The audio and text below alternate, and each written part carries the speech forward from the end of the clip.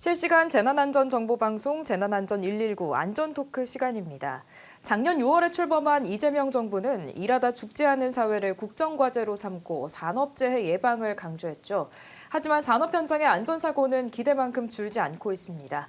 국토안전관리원의 오영석 수석 전문위원님과 자세한 이야기 나눠보겠습니다. 어서 오십시오. 네, 안녕하세요. 네. 오는 1월 27일은 중대재해처벌법이 제정된 지 5주년이 되는 날입니다. 그런데 누구나 공감할 수 있는 현장의 변화는 더딘데요. 지난해 산업 현장에서 어떤 일이 있었는지 준비된 뉴스부터 보시겠습니다. 채석장에서 토사면이 무너져 작업자 3명이 숨진 삼표산업 붕괴 사고. 2022년 1월 중대재해처벌법이 시행된 지 이틀 만에 발생해 1호 사건으로 불리지만 아직 1심 선고도 나지 않았습니다. 경영 책임자로서 산재 사망 사고 예방 어떻게 하고 계십니까?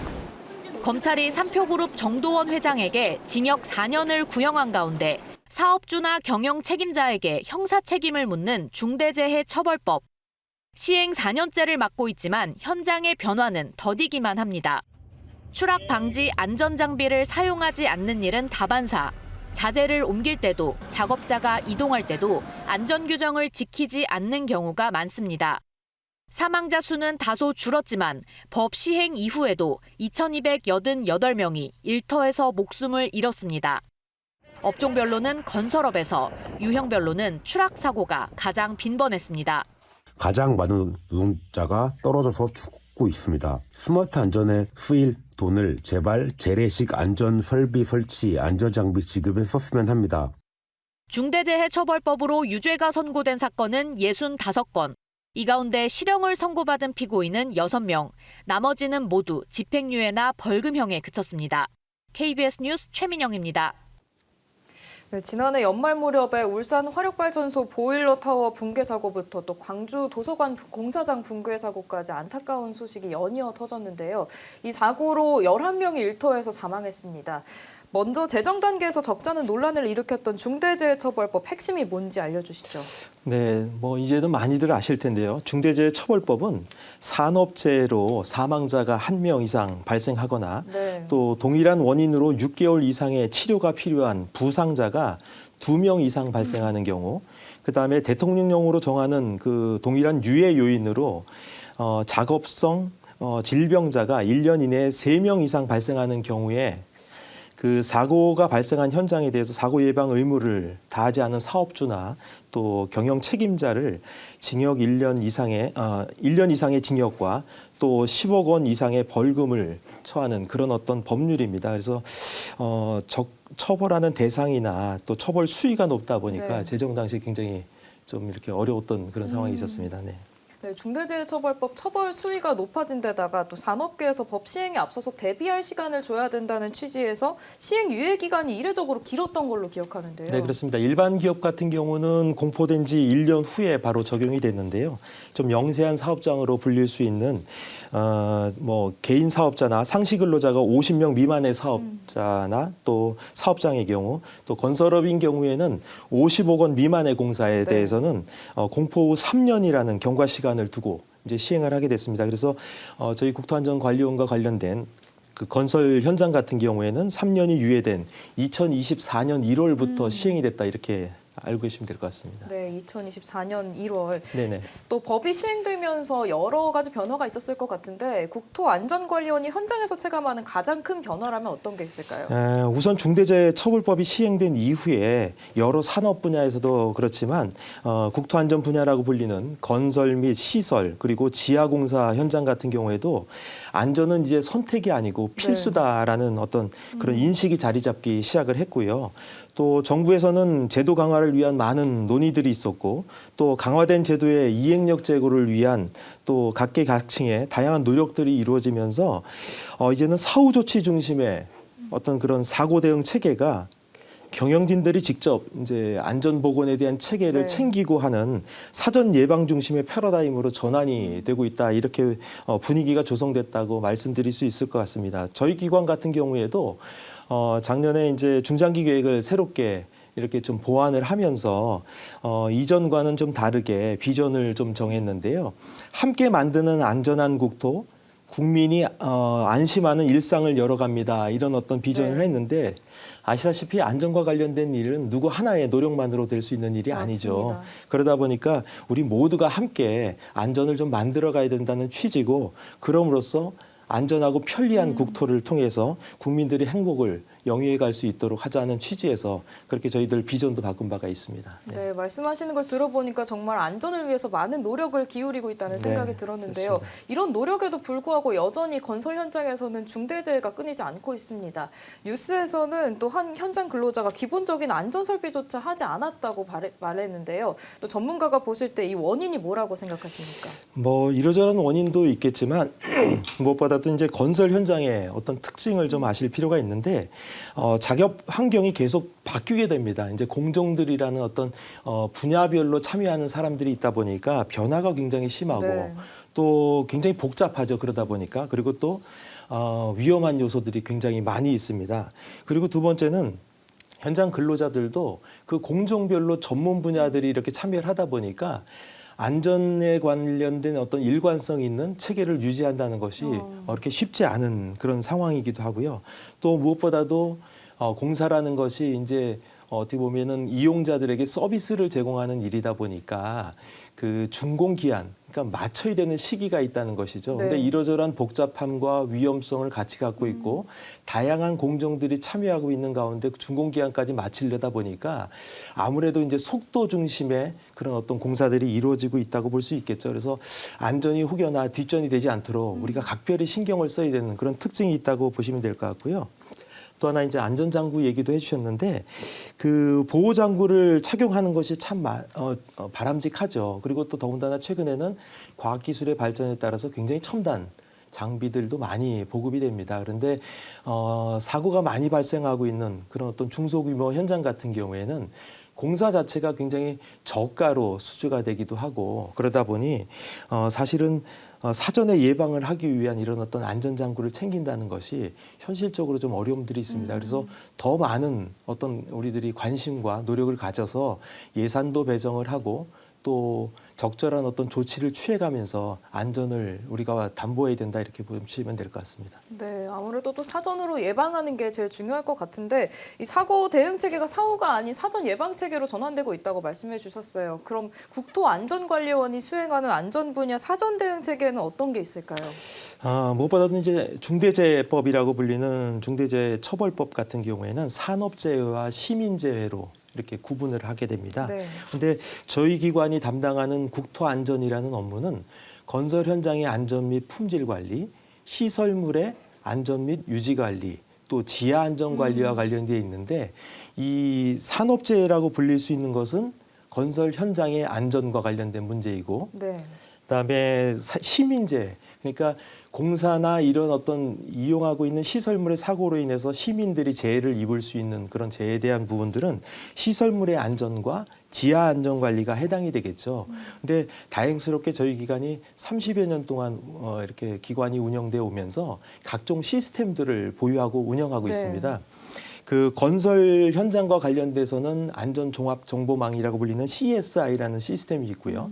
그다음에 시설물 통합정보관리 시스템으로 불리는 FMS, 또 지하안전관리와 관련돼서는 JIS 이런 시스템들이 다 있는데 여기에는 굉장히 많은 데이터들이 축적이 되고 있죠. 그래서 데이터 기반으로 저희들이 어떤 내용들을 분석을 하고 적절한 조치를 취하고 또 최근에는 그런 어떤 데이터를 통해서 4차 산업혁명 기술의 어떤 그 대표적인 기술이라고 할 수 있는 로봇이나 또 인공지능 또 사물 인터넷으로 불리는 IoT들을 접목시켜서 저희들이 현장에 활용하고 있다 이렇게 보시면 될 것 같습니다. 네, 방금 또 데이터 4차 산업혁명 시대 이렇게 네네. 이야기해 주셨는데 국토 안전 분야에서 스마트화의 필요성 그리고 또 사전 예방 체계로의 전환에서 안전 기술의 스마트화가 강조되고 있는 걸로 알고 있습니다. 그 이유가 특별히 있을까요? 건설 현장은 앞서 말씀드린 대로 굉장히 변수가 많은 네. 그런 어떤 현장이기도 하고 또 하나는 이미 건설을 거쳐서 만들어진 시설물이 지상부만이 포화된 것이 아니라 이제 지하까지도 대도시 같은 경우는 개발이 활발하게 이루어지고 있죠. 네. 그러다 보니까 7, 80년대 만들어진 그런 시설물까지 포함을 하게 되면 굉장히 많은 시설물들과 또 저희들이 어떤 환경을 이용하고 있다는 것이죠. 국토안전 환경을. 근데 반면에 그런 것들의 안전을 확보할 수 있는 노력을 하기 위해서는 많은 어떤 전문 인력들이 필요한데 네. 전문 인력들이 이제 좀 한계가 있는 거죠. 시설물이나 건설 현장이 증가하는 것에 비해서. 그러다 보니까 인력 중심을 가급적이면은 이런 어떤 첨단 장비를 활용하는 체계로 좀 전환을 해야 되겠다는 말씀을 좀 드릴 수 있을 텐데 특히나 성수대교 붕괴되고 저희 기관이 이제 설립이 됐습니다. 근데 시설물 안전관리에 대한 특별법이 성수대교 붕괴되고 제정이 되면서 시설물을 안전하게 이미 만들어 놓은 시설물을 관리해야 되겠다는 취지로 이제 저희들이 운영하면서 사고를 굉장히 많이 줄여왔는데 당시 95년도에 이 법이 제정됐을 때만 하더라도 시설물이 한 5천여 개밖에 안 됐어요. 네. 물론 1, 2종 시설물로 분류되는 시설이. 근데 지금은 1, 2종 시설물이 12만 개가 넘고요. 또 3종 시설물까지 포함하면 18만 개가 넘는 그런 상황입니다. 이렇게 건설 현장도 1년에 한 16만 개 정도가 운영이 되죠. 시설물도 관리될 대상이 한 18만 개가 되죠. 이러다 보니까 이것을 인력 중심으로 안전을 확보한다는 것은 굉장히 어렵기도 하고 거의 뭐 불가능한 일이라고 볼 수 네. 있을 겁니다. 그러다 보니까 어떻게 보면은 최근에 이제 보이지 않는 어떤 지하 공간이라든지 초고층 건물처럼 사람이 접근하기 어려운 공간들도 생겨나고 이러다 보니까 어쩔 수 없어서라도 그 4차 산업혁명 기술이라고 불리는 로봇이나 아니면 또 드론이나 이런 첨단 장비를 활용해서 관리를 하지 않으면 어렵다는 얘기고 이런 어떤 관리 방식이 스마트화된 안전 기술이다 이렇게 보시면 될 것 같습니다. 그럼 스마트화된 안전 기술의 스마트화는 결국 4차 산업혁명을 접목시킨 안전관리 체계라고 네, 이해하면 그렇게 될까요? 보시면 될 것 같습니다. 네, 이 국토관리원에서는 또 안전사고 예방을 위해서 현장 특성에 맞는 안전 장비를 선별해서 장비를 지원하는 사업도 추진하고 있는데요. 관련 영상 함께 보시겠습니다. 지금 사고가 많이 나는 공정이 진행 중인데 현장 여건상 안전관리가 너무 힘들어요. 지능형 CCTV 같은 장비들이 있으면 좋죠. 근데 비싸서 못 사요. 우리 같은 작은 현장에 안전관리비가 얼마나 된다고. 잠깐만! 장비 운용 공간과 안전관리 개선 의지만 있다면 스마트 안전장비를 무상 지원받을 수 있습니다. 어떤 장비를 지원받을 수 있냐고요? 현장의 위험 상황을 스스로 인식하는 지능형 CCTV. 이렇게 인식된 위험 상황은 실시간으로 관리자에게 알림 발송됩니다. 또 구조물의 이상 움직임을 감지하면 즉시 경고를 전달하는 붕괴 변이 위험 경보 장비 등이 대표적인 예시입니다. 공간만 있다면, 안전 개선 의지만 있다면 우리 건설 현장도 언제든 스마트한 안전 관리가 가능합니다. 근데 저희 같은 소규모 현장은 솔직히 공간도 없고 장비 운용 인력도 없는데 어떡하죠? 걱정 마세요. 국토안전관리원은 이런 현장을 위해 센싱 기반 장비 지원 사업을 운영 중입니다. 센싱 기반 장비 지원 사업은 장비 설치가 어렵고 전담 인력도 없는 현장을 위해 간편하고 효과적인 스마트 장비를 무상으로 지원하는데요. 대표적인 지원 품목은 추락과 같은 위험 상황에서 자동으로 팽창하는 스마트 에어백 조끼, 개구부가 열리면 바로 알림을 보내주는 개구부 개폐 감지기, 또 작업자가 장비와 너무 가까워지면 경고음을 울려 협착 사고를 방지하는 장비 협착 경보 알림 장비가 있습니다. 안전은 챙기고 부담은 줄이고 작고 복잡한 현장에도 딱 맞는 해법을 무상으로 지원받아요. 네, 스마트 에어백, 개구부 개폐기 같은 이 스마트 안전 장비들이 현장에 많이 도입되면 사고를 현저히 줄일 수 있을 것 같다는 생각이 확실히 들었는데요. 이 건설 현장에서 이런 안전 장비 지원받아서 많이 이용하고 있습니까?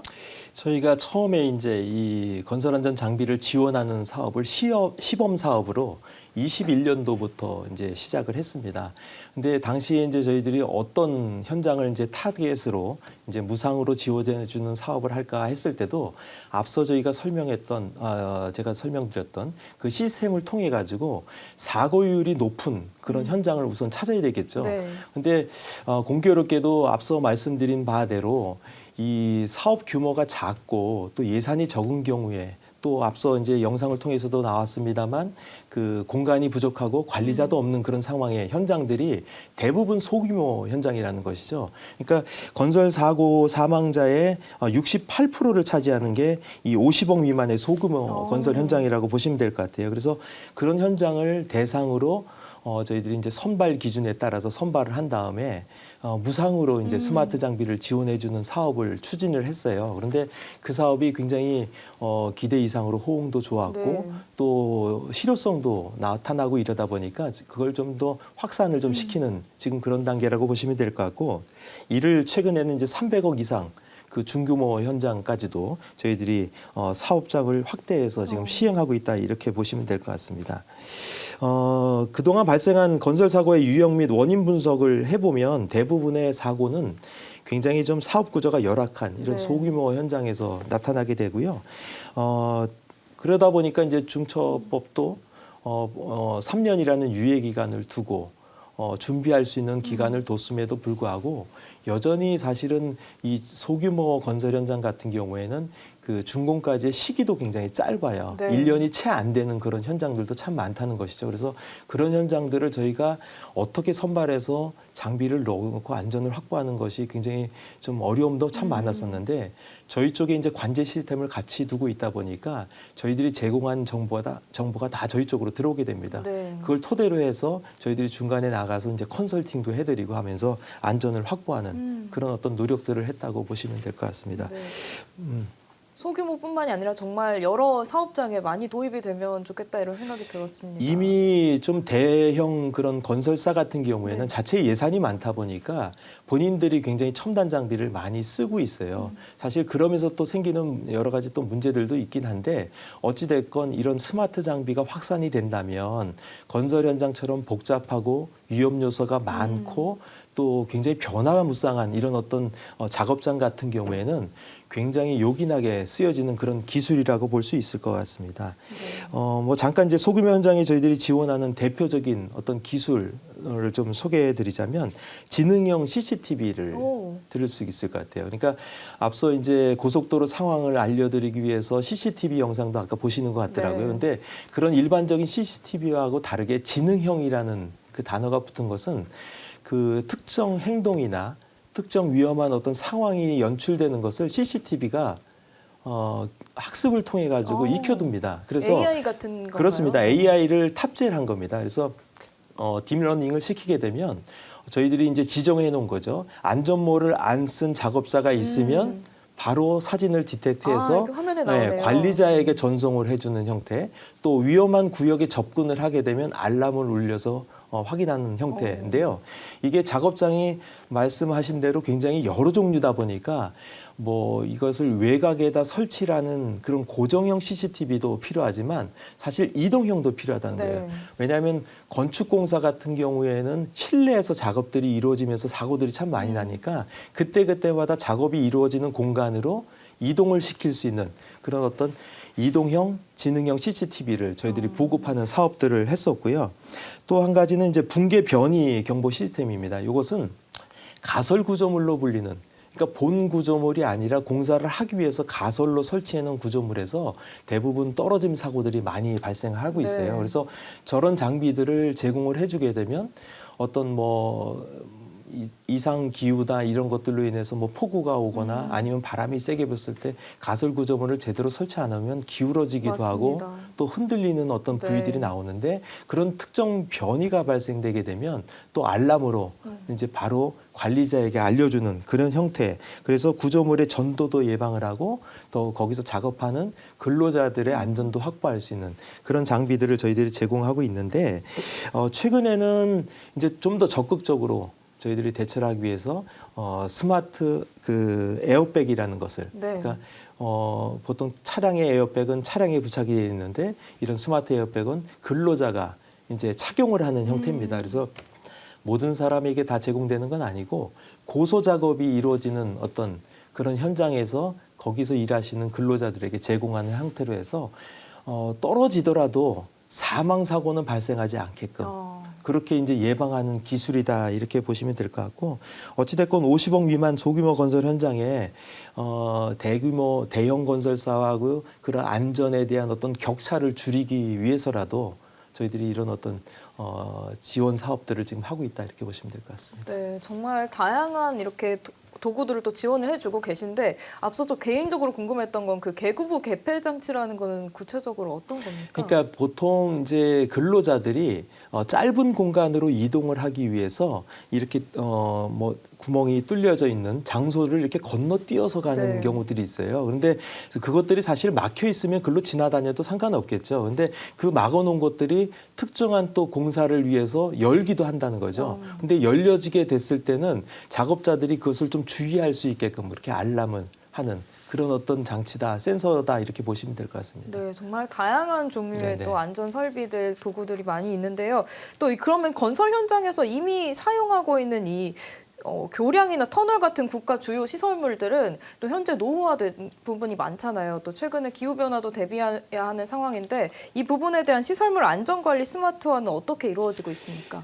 사실 저는 이 분야가 더 굉장히 중요한 분야라고 생각하는 사람 중에 하나인데요. 왜냐하면 이미 저희들이 7, 80년대 그런 건설 현장들이 굉장히 많았었고 그 현장들을 통해서 만들어진 구조물들을 이미 우리가 알게 모르게 다 쓰고 계세요. 아마 앵커님도 여기 오시기 전까지 뭐 교량도 하나 지났을 것 같고 터널도 지나셨을 네. 거고 지하차도도 지나시고 이랬을 거예요. 근데 그렇게 많이 만들어 놓은 시설물들이 앞서 제가 말씀드렸던 시설물 안전관리에 관한 특별법이라는 것이 성수대교 붕괴 이후에 제정되면서 네. 안전관리가 체계적으로 잘 이루어져서 안전을 굉장히 확보를 했다는 것이죠. 근데 얼마 전부터가 굉장히 다양한 사고 소식들이 전해지죠. 뭐 정자교 붕괴 사고로 인명사고가 있었다. 네. 또 유등교가 침하돼서 뭐 교량을 사용할 수가 없게 됐다든지 또 최근에는 오산 부광통벽이 무너져서 지나가던 시민이 또 사망 사고를 겪게 됐다. 이런 일들이 벌어지는데 이게 만들어 놓은 시설물이 30여 년씩 지나면서 노후화도 되지만 기후 변화에 맞닥뜨려서 굉장히 약해진 시설물에 또 굉장히 위기 상황에 다가오고 있다는 것이죠. 그러다 보니까 이런 시설물이 증가한 것에 비해서 또 기후 변화까지도 맞닥뜨려진 이런 네. 상황에서는 인력 중심의 어떤 안전 체계로는 사실은 한계가 있다는 것이죠. 뭐 관심이 있으신지는 모르겠지만 건설 분야가 그렇게 썩 인기 있는 진로가 아니에요. 그러다 네. 보니까 젊은 학생들도 진로 선택에서 좀 기피하는 그런 데다 보니까 사실은 전문가 인력들이 굉장히 좀 줄어들고 있는 그런 상황이죠. 그러다 보니 어찌됐건 이것을 빨리 좀 기술로 대체할 수 있는 방법들이 나와야 된다 이렇게 생각을 하고 있고요. 저희들은 그래서 정책이나 제도를 강화하는 노력과 함께 정책이 바뀌게 되면 그것을 이행해야 되는 어떤 기관들이 나오게 되는데 이행력을 높이려는 노력도 있어야 되고 거기에 맞물려서 첨단 기술이 어떤 안전을 확보하려는 이런 노력들이 있어야 되겠죠. 그래서 이런 것들을 첨단 기술로 하기 위해서는 이용되고 있는 시설물 같은 경우에는 그 비탈면이 이렇게 좀 뭐 폭우로 인해서 쓸려 내려갈 수 있으니까 네. 그런 경우에 드론을 띄워서 비탈면의 어떤 이상 징후들을 사전에 이렇게 찾아내는 그런 어떤 스캐닝 기술들. 그러니까 영상을 찍게 되면 이 영상도 인공지능을 통해 가지고 위험한 요소들이 어딘지 어떤 문제가 생기는 부위가 어딘지를 찾아낼 수 있게 됩니다. 근데 영상을 사람이 가지고 다니면서 지금까지는 찍었잖아요. 네. 근데 이제는 드론을 활용해서 찍겠다 그런 얘기인 거고 또 하나는 아까처럼 이제 개구부가 이제 열려져 있거나 이런 어떤 센서들 또 이동이 이렇게 움직임이 생기게 되면 그런 움직임에 대한 신호를 또 보내주는 이 IoT 센서라고 얘기합니다. 사물 인터넷으로 불리는 것인데 이것을 장착해 놓은 시설물에 대한 모니터링을 계속 할 수 있게 된다는 것이죠. 그래서 그런 모니터링 기술들이 이런 만들어진 시설물들에 이용이 되고 있고요. 또 하나 최근에는 굉장히 복잡한 시설들이 만들어지다 보니까 사람이 접근할 수 없는 공간들이 나와요. 네. 뭐 초고층 건물도 그럴 것이고 또 지하 공간도 그럴 것이고 또 물속도 그렇겠죠. 그러다 보니까 드론이 수중 드론이 있는 거 아시는지 모르겠어요. 수중 드론이요? 네, 물속에 드론이 들어가서 영상 정보를 우리 쪽에 제공을 해주면 그것을 이제 분석하는 것들이 좀 있고요. 또 사람이 들어가기 위험한 뭐 유독 가스가 있어서 좀 위험성이 있어 보인다 하는 데는 로봇을 이용해서 로봇 개 같은 게 있습니다. 네. 사족 보행 그 우리 동물 개 모양으로 된 네네. 예, 그것들을 좀 투입시켜서 사전에 안전성을 좀 확보한 다음에 뭐 그다음에 이제 전문가가 투입되는 어떤 그런 방식들을 병행하고 있다 이렇게 보시면 될 것 같습니다. 결국 인력의 한계를 좀 기술로 메꾸면서 안전을 네네. 확보하고 있다. 네. 이렇게 이해하면 되겠네요. 사실 또 최근 들어서 지하 치반 발생 빈도도 높아지면서 많은 국민들에게 공포로 다가오고 있는데 이 지하 지반 침하 사고에 대한 안전관리 스마트화 어떻게 이루어지고 있습니까? 뭐 매스컴을 통해서 많이 접하셨을 거예요. 근데 저희는 이제 그 관련된 계획을 저희가 수립을 하고 있는데 제2차 국가 지하안전관리 기본 계획이라는 게 있습니다. 그래서 그 기본 계획에 따라서 이 지하안전과 관련된 기관이나 단체들이 여러 가지 이제 연구개발이나 활동들을 하게 되는데 그 안에 디지털 기반의 지하안전관리 체계를 구축하고 가동한다는 내용이 담겨져 있어요. 이 내용이 뭐냐면 말씀하신 대로 첨단 장비를 통해 가지고 지하에 지반 침하를 유발할 수 있는 공동 그러니까 빈 공간이 있는지를 찾아내는 그런 기술들을 활용하는 것인데 뭐 GPR이라는 장비는 아마 매스컴을 통해서 들어보셨을 거예요. 그러니까 레이더를 지표면에서 지하로 투과시켜서 네. 지하의 공동을 찾아내는 우리가 건강검진 받을 때 몸속을 확인하기 위해서 어떨까요? 다 네, 개복을 하는 건 신경 아니죠. 네. 초음파를 이용하는 그런 방식들이죠. 그러니까 그런 장비들을 우리가 건설과 관련된 분야에도 쓰고 있다는 것이고 최근에는 이 전기 전류에 대한 어떤 비저항값의 차이를 통해 가지고 집안 내에 있는 물질들의 상황들을 파악하는 비저항 탐사가 쓰여지기도 하고요. 또 위성 정보를 활용하기도 합니다. 위성에서 지표면에서 변화가 일어나는 것을 확인해서 지중해 변화와 관련성이 있는지 여부를 판단하는 인사라는 그런 어떤 기술들이 적용되기도 해요. 그래서 노출돼 있는 뭐 집안 침하와 직접적인 관계가 있다는 것이 이제 상하수도 관로들 얘기를 참 많이 하시는데 상하수도 관로는 지하에 매설돼 있고요. 그 매설돼 있는 것과 지표로 연결돼 있는 게 맨홀이에요. 그러다 보면 맨홀 주변에 뭐 균열이 생긴다든지 아니면 특정한 변이가 생긴다든지 하는 것들을 이런 위성 정보를 통해 가지고 저희들이 확인하는 기술까지도 돼 있고요. 여기에 또 AI가 또 활용이 안 될 수는 없겠죠. 네. 그렇게 측정, 탐사된 정보들을 분석을 해가지고 위험 지역이 어디다, 또 위험 지역에 대한 등급을 매겨서 여기는 초위험 지역이다, 조금은 좀 지켜봐도 된다는 것들을 미리 공개해 줌으로써 국민들이 굉장히 안전하게 이렇게 삶을 영위할 수 있도록 저희들이 이제 제공하고 있다는 것을 말씀드릴 수 있겠습니다. 그래서 이런 부분들이 모두가 다 축적된 데이터를 기반으로 이루어지는 스마트화된 기술이다 이렇게 보시면 될 것 같습니다. 네, 제가 아는 것보다 생각보다 많은 그 스마트 안전 기술이 있다는 점에서 정말 이야기 나누면서 놀라웠는데요. 이런 국토 안전 분야의 기술의 스마트화에 따른 현장에서 겪는 어려움이나 기술적인 한계는 없을까요? 이게 이제 대형 건설사가 있고요. 또 말씀드린 소형 아주 소규모 건설 현장들이 있고 그러다 보니까 자급을 해서 장비를 댈 수도 있고 또 좋은 장비를 쓸 수도 있고 조금 더 장비에 대한 이런 굉장히 수준 차이가 굉장히 커요. 지금 네. 현재는. 그러다 보니까 축적되는 데이터를 표준화로 이제 만드는 것이 굉장히 중요하겠죠. 왜냐하면 데이터라는 것이 축적은 되는데 정합성, 신뢰성이 떨어진다면 사실은 활용할 때 굉장히 위험하겠죠. 우리는 이러이러한 데이터를 분석해 봤더니 여기가 위험하다 했는데 실제적으로는 거기가 위험하지 않고 다른 데가 위험하다 그러면 굉장히 문제가 생길 수 있다 네. 보니까 어떤 그런 문제점들이 있고요. 또 한 가지는 현장 수용성을 들 수 있는데 장비들이 대부분 이렇게 스마트화되면서 앵커님도 쓰시는지 모르겠지만 웨어러블이에요. 네. 그러니까 스마트폰을 기반으로 해서 사용되는 그런 장비들이 많다는 것이죠. 그러다 보니 근로자들에게 그런 어떤 부담을 주게 되면 스마트폰 자체도 근로자들의 폰들이 대부분 굉장히 오래된 폰을 쓰시는 그런 연세가 좀 있으신 근로자들도 있고 그러다 보니까 굉장히 어려워들 하세요. 그래서 저희들이 이 지원 사업을 하면서도 다양한 어떤 스마트 장비들을 지원을 하되 가급적이면 근로자들에게 부담을 안 주는 네. 그런 어떤 형태의 스마트 기술이 적용됐으면 좋겠다 해서 지능형 이제 아까 말씀드렸던 CCTV를 굉장히 다양한 어떤 학습들을 통해 가지고 저희들이 제공하는 형태로 이제 바꿔서 어찌 보면 현장 수용성도 높이고 있다 이렇게 보시면 될 것 같고 저희는 또 이 데이터 표준화와 관련돼서는 데이터에 대한 통합을 위해서 저희들이 그 통합 그 시스템을 운영을 하고 있습니다. 그래서 거기서 이제 부서 명칭도 AI 분석실이라고 저희들이 부서 명칭도 바꿔서 네. 그 정보 분석을 조금 더 신뢰성 높여서 현장에서 활용할 수 있게끔